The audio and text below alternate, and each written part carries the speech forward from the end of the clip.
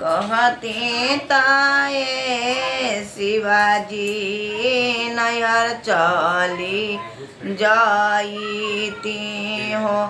मना माना लागेला माँ बिना बोलावला गौरा नैहर जानी जाई हो। भले नैहर स्वर्ग के द्वार शिवा के कहला का गौरा मना बुना कइले हो। धैले अले नैहर के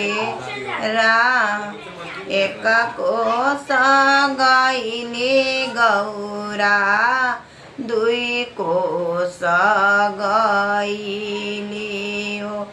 तीसरे में नैहर के लोग बहिनी के बेटली गौरा माई के भेटली हो।